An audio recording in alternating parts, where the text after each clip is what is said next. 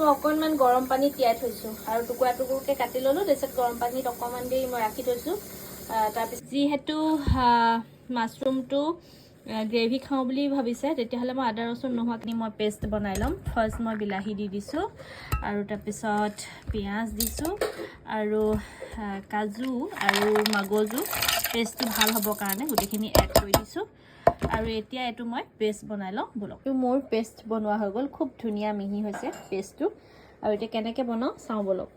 এয়া কেৰাহী গৰম কৰি এতিয়া অকণমান ৰিফাইন তেল দি দিছোঁ। বহুত বেছি ৰিফাইন তেল দিয়া নাই, একদম কমকৈ দিছোঁ। আৰু এইটো ৰেচিপি বনাবলৈ একেবাৰে সহজ, বহুত ইজি হয় আৰু খায়ো বহুত টেষ্টি লাগে। আৰু এইফালে মই নিমখ হালধি সানি ল'লোঁ। অকণমান গৰম পানী তিয়াই লোৱাৰ পিছত নিমখ হালধি সানি অকণমান এনেকৈ সানি লৈছোঁ। তাৰপিছত এতিয়া ফ্ৰাই কৰোঁ ব'লক।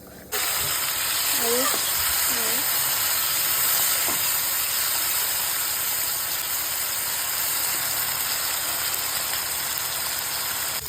দেখিছেনে খুব ধুনীয়াকৈ ফ্ৰাই হৈ গৈছে। এতিয়া এইখিনি মই কাঢ়ি লওঁ।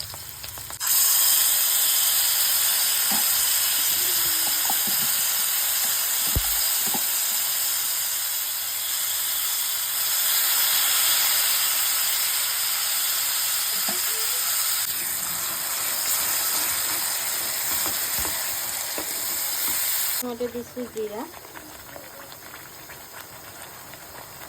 তাৰপিছত ধনিয়া, তাৰপিছত অকণমান মিক্স মানে এইটো গৰম মছলা দি অকণমান সময় ভাজিম। এতিয়া মই ইয়াত দিছোঁ নিমখ আৰু অকণমান হালধি। আকৌ এতিয়া অকণ ভালকৈ ভাজিম।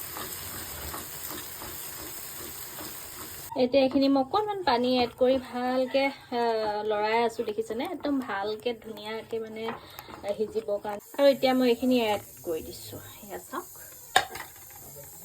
এতিয়া মই অকণমান এনেকৈ, যিহেতু বেছি গ্ৰেভি নকৰোঁ, এখেতে কৈছে জাষ্ট গ্ৰেভি লাগে, তো এখেতক ইমান পুৰাবৰ কাৰণে অকণমান কমকৈ ডাঠকৈ গ্ৰেভি বনাই দিছোঁ।